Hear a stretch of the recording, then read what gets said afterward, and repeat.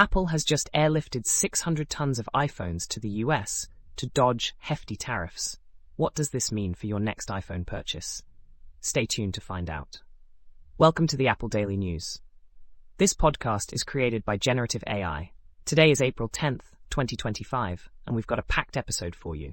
Let's start with Apple's bold move to sidestep new tariffs imposed by President Trump. In a strategic maneuver, Apple flew in 5 cargo planes loaded with 600 tons of iPhones and other products from India and China to the US, just before a 10% tariff took effect on April 5th. This shipment, completed in late March, is expected to stock Apple's US warehouses for several months, helping the company avoid immediate price hikes on its products. To put this into perspective, each plane carried about 1.5 million iPhone boxes. Analysts warn, however, that future tariffs could push iPhone prices as high as $2,300.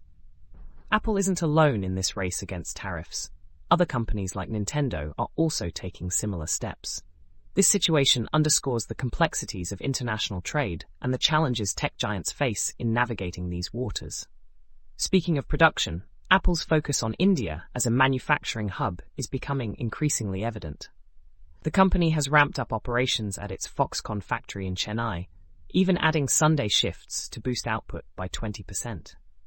A green corridor arrangement at Chennai Airport has also cut customs clearance times from 30 hours to just 6, enabling faster shipments to the US. This shift is part of Apple's broader strategy to diversify its supply chain away from China amidst rising tariffs, which have reached as high as 125%. The Indian government has been instrumental in supporting Apple's efforts, streamlining logistics and customs processes. With the value of shipments from India to the US surging, it's clear that India is playing a pivotal role in Apple's future. Now, let's talk software. Apple has officially stopped signing iOS 18.3.2 as of April 7th, following the release of iOS 18.4. This means users can no longer downgrade to the older version. Why does this matter? Well, iOS 18.4 comes with over 60 security fixes, making it a critical update for protecting your devices. Apple's move to stop signing older versions is a standard practice aimed at encouraging users to stay updated. If you haven't upgraded yet, now's the time to do so to ensure your device is secure. On the topic of iOS 18.4, there's a new feature in the Control Center that's worth mentioning: ambient music options. These include categories like sleep, chill, productivity, and well-being, designed to enhance your listening experience. Initially, users thought an Apple Music subscription was required, but it turns out you can use the Music app without one. However, the app doesn't support FLAC files, leading some users to convert their music to ALAC, Apple's lossless format. Tools like XLD and Audio Converter can help with this, and once converted, you can sync your music via Finder. This feature is a thoughtful addition for those looking to create a more serene environment in their daily lives. Shifting gears to Apple's suppliers, Luxshare is considering expanding its manufacturing operations to the US in response to the new tariffs. While the company's chairwoman, Wang Lichun, noted that tariffs have had minimal impact on Luxshare's profits, the company is exploring localized production for the US market. Luxshare already has facilities in countries like Malaysia, Thailand, Vietnam, and Mexico, and is evaluating further investments in Southeast Asia.